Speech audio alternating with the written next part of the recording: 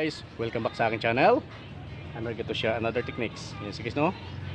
Para po ito sa mga student at sa aking mga pagra-ride yung sa mga student na nagtatanong kung ano do yung psychological. Yan sige no. Ang talakayan natin ngayon guys is first instinct of psychological. You know where you're going. Yan sige no. Para ito sa mga riders, sa mga passengers, ayun no, sa mga student.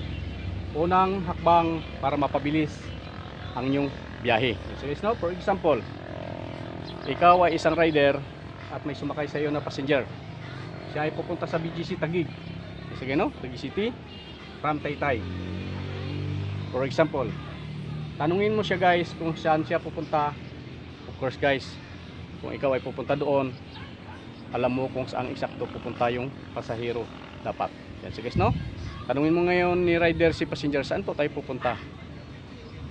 Of course guys, sabihin ng passenger kung saan siya pupunta mismo. Ngayon guys, kung sabihin ng passenger na doon tayo pupunta sa isang building na to, guys, hindi naman lahat ng drivers guys is at saka yung building guys, mayroong bagong building na hindi talaga na hindi pa alam ng ibang mga riders o ng driver. So para malaman mo kung lahat kung saan siya pupunta, of course guys, dapat alam niya yung building, street, at yung kung saang barangay yun na pupunta siya. Susunod na yung town.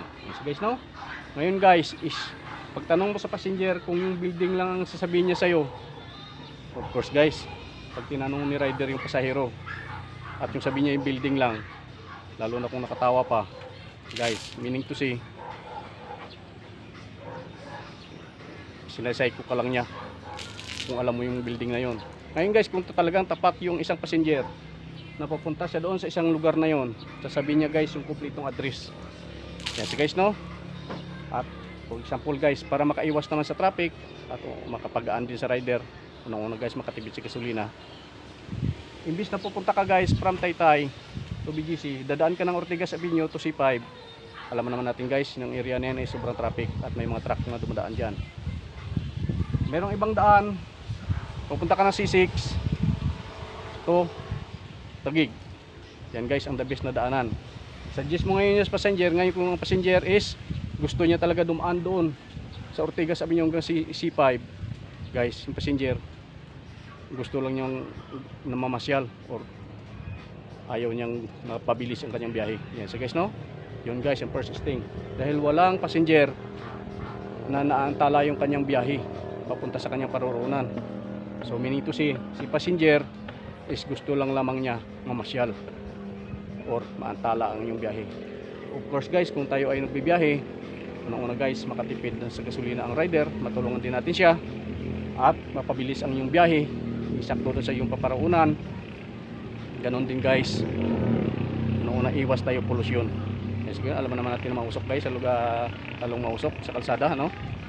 Matulungan na natin sa riders at mapabilis pa yung biyahe. Ngayon guys, kung ayaw sabihin sa iyo ng passenger mo at gusto talaga niya ng map, alam naman natin guys yung map ano, o 100% maganda may map tayo doon sa mga hindi pa alam yung lugar kung saan pupunta. Pero guys, as based na may experience ko, mayroon talagang map guys na pagka natakpan ng isang building or let's say magpadaan ka sa underground is nawawala yung map. So kung alam naman ng rider, kung si rider naman ay hindi naman yan baguhan, siyempre pag-aaralan niya yung makalsada na shortcut siya para mapabilis ang kanyang biyahe. Ganun din guys, siyempre dagdag income din sa kanya, tulong na rin natin yun. So guys no, of course guys, dapat sabihin din natin yung eksaktong location na pupuntahan natin. For example guys, gumamit ka ng map, huwag naman mangyari bumaha or sinagkalindol, matatakpan yung area na yon, yung papuntahan ninyo C5, maklos, siyempre guys maghahanap kayo ng ibang daan. So guys, kung alam ni rider guys yung eksaktong pupuntahan, siyempre maghahanap siya ng ibang daan na doon sa shortcut. Ngayon guys, kung yung building lamang yung bibigay at siyempre yung rider hindi naman lahat is alam talaga ang lahat ng building, maliligaw kayo. So first thing is si passenger gusto lang niya mamasyal, kasi guys walang rider na ipapasyal-pasyal kanya dahil maubos ang kanyang gasolina. Ayan so guys no, second option of instinct, pupunta kayo sa Makati, let's see naman, uutusan ka or papunta ka sa Makati, pupunta ka ngayon sa Makati, Pasay Road. Sabihin na lang natin guys, yung driver expert sa Metro Maynila. So guys, no? Ngayon guys, dahil umuwi siya ng probinsya, pagbalik niya dito, matagal-tagal na siya bago nakabalik, utusan siya ngayon or pupuntahin mo siya sa Pasay Road. Alam naman natin guys na ang Pasay Road is may dalawang pangalan. Pasay Road, Arnaiz Road. Yan na ngayon guys ang pangalan niya. So ngayon guys, kung si driver na bumalik sa Maynila at hindi pa niya alam na tuklasan ito na Arnaiz Road na pala ito, siyempre guys, mag-iisip siya, maliligaw siya. Pero kung bigyan mo siya ng tamang address, Pasay Road / Arnaiz, sabihin mo sa kanya, siyempre ibig sabihin dalawa na ang pangalan nito. Kung mamang driver, yan po ay dalawa na ang pangalan ngayon ng Pasay Road, Arnaiz Road, iisa lang siya. Yes, so guys, no?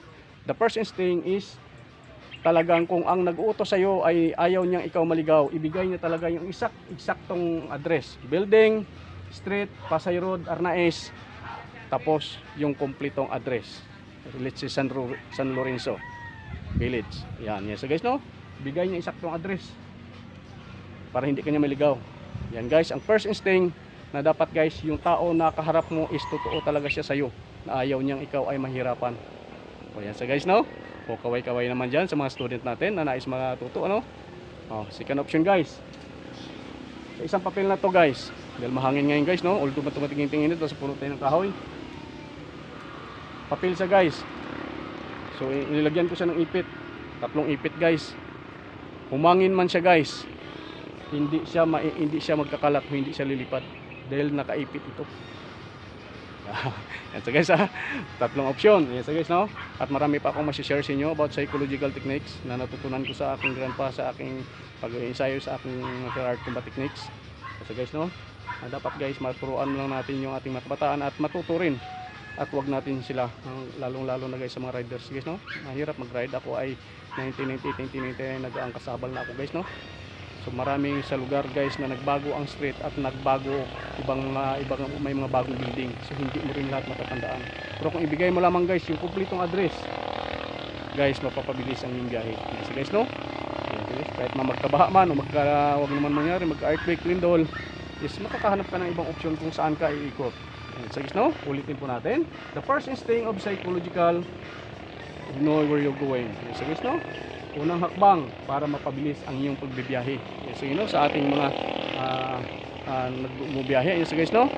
Na dapat po isipin po natin din ang ating kapakanan, ang ating pagbibiyahe na mapabilis tayo, at unang-una guys na bawas tayo sa pollution natin guys sa ating bansa. So guys, no? Makatulong din tayo. Unang-una guys, matulungan natin ang ating sarili at ang ating kapwa. Ano? Dahil kung maantala guys, siyempre guys, mahal ang gasolina. At unang-una guys, kung paikot-ikot ka, dagdag ka pollution guys, maraming hihikain sa lalo guys yung may mga sakit na hika guys, dagdag usok na yun. Siyempre guys, no? Makakatulong din tayo sa kanila. Yes guys, no? Yan guys, yung first instinct na aking natutunan sa aking pagmamartial arts. Isa pa, yes guys, no? Kung ang iyong student ay talagang nais matuto sa pagmamartial arts, susunod siya guys, alin tutunin about martial art techniques. Pero kung yung tinuturuan mo guys is gusto niya siya ang masusunod, o hindi martial art ang gusto niya. Yan so guys, no? Kaway-kaway naman dyan sa mga nag-student natin. Alam natin na may iba din dyan is sige lang. So ganun guys, no? The first thing of psychological guys, no? Na dapat natin siya, masasayko natin siya kung talagang totoo siyang tao sa ating harapan guys, no? Na hindi na tayo mapuprowisyo pa o hindi tayo makakaprowisyo. Yan so guys, no?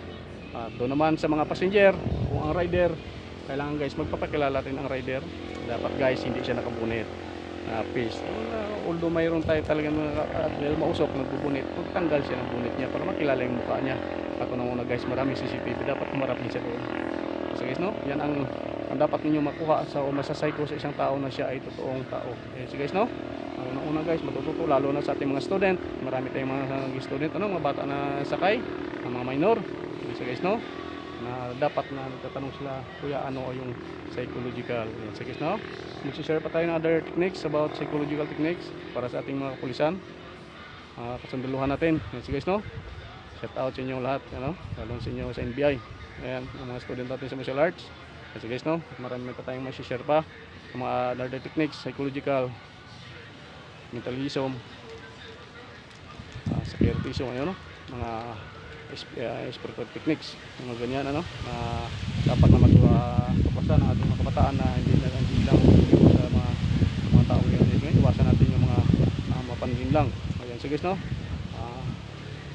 guys, ano, mas the best kung suggest mo, ibigay mo ang kumpletong address sa iyong pupuntahan.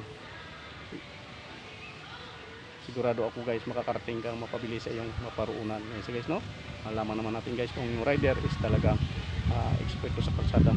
Ayan, so guys, no, at una guys, sumabay ka guys sa traffic, sa truck, sa mga truck, maubos guys yung gasolina mo. At una guys, lang mulat ng usok kung ikaw ay isang rider. Ganun din guys, lalo na sa mga kung nakakotse ka man, ubos talaga ang gasolina. So bawasan natin yung pollution na naidudulot sa ating bansa. Ayun, so guys, no, ayan, so guys, yung aking natutunan na mag-share pa ako another techniques about psychological na dapat nating makilatis natin yung mga tao na dapat sa ating paligid. Ayun, so guys, no, na dapat ay matingnan mo lamang siya at makilatis na natin. Ayun, so guys, no, iwasan natin guys yung mga mapanlin lang, dahil ako guys, biktima rin yan at ang aking pamilya. Ayun, so guys, no, so nasi-share ko sa inyo to about my training, about martial art, about techniques.